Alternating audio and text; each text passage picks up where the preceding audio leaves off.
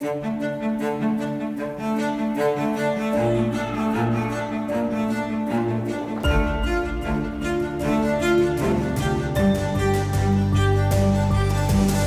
should not seek to build machines that have consciousness or competence beyond the logic. What we want from machines is just to do the damn work. We don't want machines to be thinking, and why would we want to? That's our job. Our job is to look in the future, to think, to interact, to communicate, to invent. We should also be very careful about efficiency. We don't want efficiency to be more important than humanity. Organization can have an exponential approach, but humans are an exponential.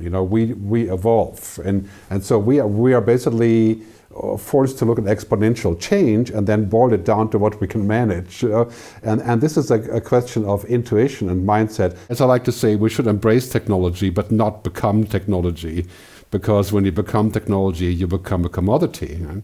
Because the things that make us human have nothing to do with technology. They are things like spirituality, understanding, emotions, foresight, creativity, communication, the things that machines will never understand.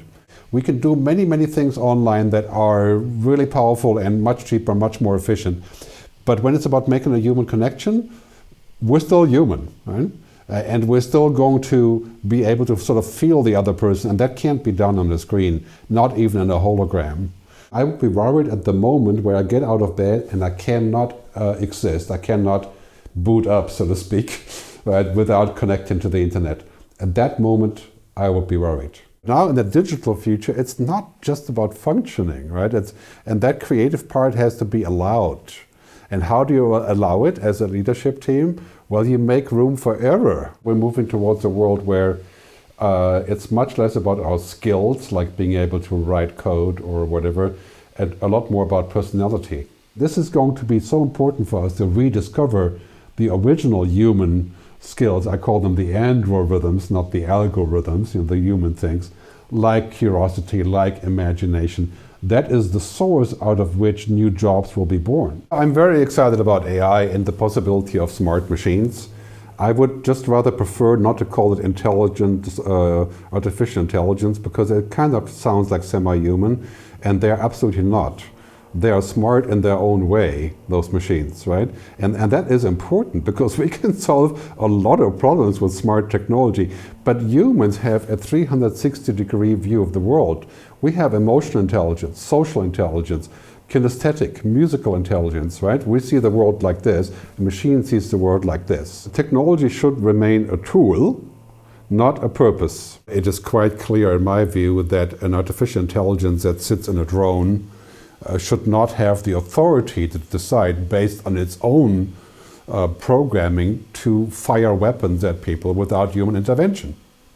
But believe it or not, there's 20 countries around the world that are building this and want to sell it. That's why I say we need to agree on where we're going, and AGI is not where we want to be going, I think, for the foreseeable future.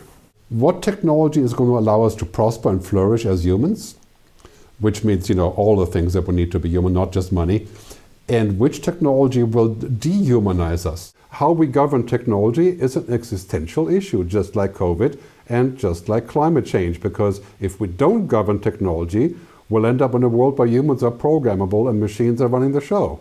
Well, it's the difference between proaction and precaution, right? We must have proaction, because that's how science and technology moves forward. We can't limit that too much, because that would be putting a huge filter on it, right? But if we don't have precaution and we say, well, if this does work, what are the consequences? Then we're talking about the oil and gas business, which moved forward regardless of what comes out the other end. We need sort of a digital ethics council. We need a council of wise people who say, okay, yeah, we could do that. We could connect my brain to the internet and I become superhuman. That is possible in 10 years. But is it a good idea? Really, what's missing already today is that central entity that takes care of a digital ID, of making sure that it's used in the right way, making sure the rules are being kept, because there are basically almost no rules there. There are a few rules like the GDPR and stuff, but we don't have that in place yet. It's the role of government to balance between the possibilities and what the citizens need and want, right? And so in the end, it's going to be the public-private partnership that we need to make those larger decisions. And that decision is really only one. What kind of future do we want? Because in terms of technology, it's all possible. In terms of money, it's all possible. And that needs to change, because if we just go down the road as doing what we can, we're going to end up in a machine world.